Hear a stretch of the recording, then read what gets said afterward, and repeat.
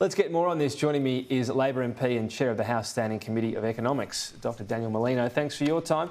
What's your take on this, first of all? Hi, Tom. Are we seeing the jobs market sort of, I know it's still a very low unemployment rate, but maybe it's just running out of steam and we'll see it slowly creep up, the unemployment rate in future months?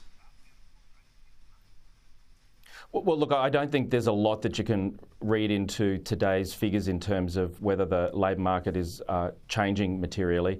I think 3.5, as your previous commentator just said, is a very low figure, and it indicates that the labour market remains very strong. We see unemployment at 3.5. We saw underemployment stay at the same level, and we're seeing participation at very high levels. So I think the Reserve Bank probably won't be surprised by those numbers, and the Reserve Bank will be looking at that. It will also be looking at what's happening with wages and the overall CPI over the next few weeks, I think, in looking at what it does over the coming months. But look, I think the overall narrative from today is that the labour market remains strong. Sort of begs the question on what we consider full employment right now. This is something I'm sure you've turned your mind to, given your position. What do you see as roughly full employment in Australia? Yeah, well, look, it's an interesting question, and I'm certainly not going to hazard any kind of quantitative guess at that without my own model. But look, I think 3.5 is clearly a very low unemployment rate. What I would say, though, is that if you look at the very long-term perspective, if you go back 30 or 40 years, 3.5% today is not the same as 3.5% in the 70s, for example, when underemployment was much lower than it is today. So we have underemployment at 6%. So it's a strong labour market, but we do have underemployment at 6%, which we should bear in mind. So clearly what the Reserve Bank is looking at is for signs of growth in wages, and I think that there's an expectation that will be coming through in the coming months. What about the other news today, stage 3 income tax cut? So the latest estimate revealed by the Treasurer, up another $11 billion, so $254 billion over 10 years. Is it becoming unaffordable? Well, look, I think, as I mentioned on this issue the last time I discussed this on this station, I think it's an important issue.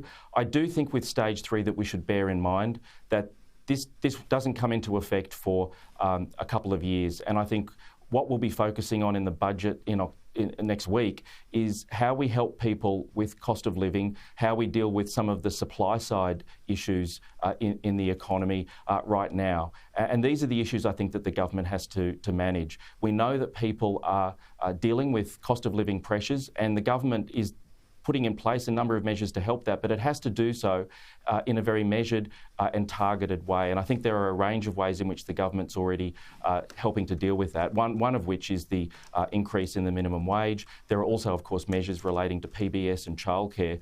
But I think also crucially, both in this budget and over the next 12 to 18 months, the government needs to deal with a range of supply side issues which will help with cost of living pressures and inflation issues, such as the migration measures, such as childcare, such as skills measures. So for me, that's the priority, and that's what the government's going to need to attend to over the next 12 to 18 months. Yeah, there's a lot of uncertainty, it's fair to say, about where we'll land on the economy, recession, inflation, all these things. Given we'll know a lot more in, as you say, 12 to 18 months, is that, do you think, the time to have a really proper and vigorous debate around the stage 3 income tax cut and what that should look like? Oh, well, look, I don't want to kind of foreshadow what the debate's going to look like in 18 months, in a few budgets' time. For me, the priority is that the government needs to put in place measures that deal with the challenges we have right now. And look, we're dealing with understanding you've said that, I'm just talking about rising interest rates. Yeah, when you sort of said before that you do see this as an issue that's worthy of more discussion, you're saying not now, but that would obviously be before it needs to be brought in. So is it once we know more about the economy in a year or so and where we're headed, then we can figure out, Labor can figure out, the government can figure out what to do with stage 3? Oh, look, I mean, I think stage 3 tax cuts are a commitment of the government, and they're in place, they're legislated. So for me, that's not something that I'm considering at this point. for me, the economic agenda at the moment is a raft of other issues. But you're saying at the moment, is it something that at least is depending on the economic situation, how much turmoil is? That's if it's a much worse situation than anticipated, that would be when this debate could be revisited. I just think there's so many kind of layers of hypothetical there. Look, what the Treasurer has flagged and other ministers have flagged is that the global economy over the last few months has worsened in the UK and Europe, in the US and in China for different reasons. So we're dealing with that. We're dealing with natural disasters at the moment. I think the expectation is, both from the government and the Reserve Bank, that if we continue with the current mix of policies that we have at the moment, monetary and fiscal policies, that inflation should be much lower than it is now come late next year or early the year after. So, but look, there's so many degrees of uncertainty as you flagged. Yeah, well, I think there getting are, into a discussion around what the fiscal position will be in 18 months is really difficult. All right, well, I'll note this in the diary. We'll maybe talk about it when that time does come. We know a little bit more. Just finally, on the floods in your region, a fair bit of clean-up going.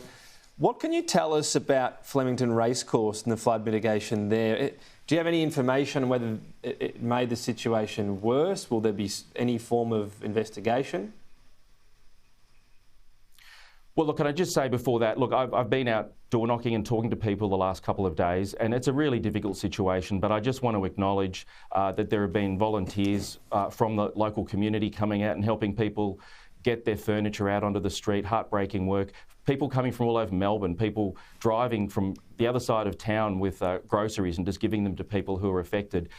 It really has shown the best of the community.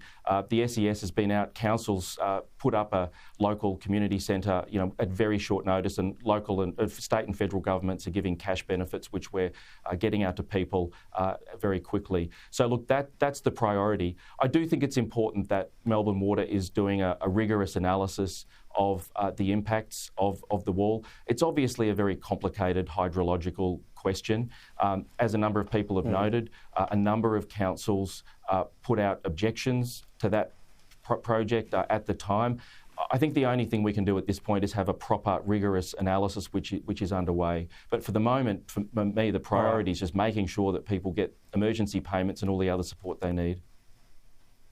Yeah, and plenty of places they can go to if they want to see if they're eligible. Daniel Molino, thanks for your time.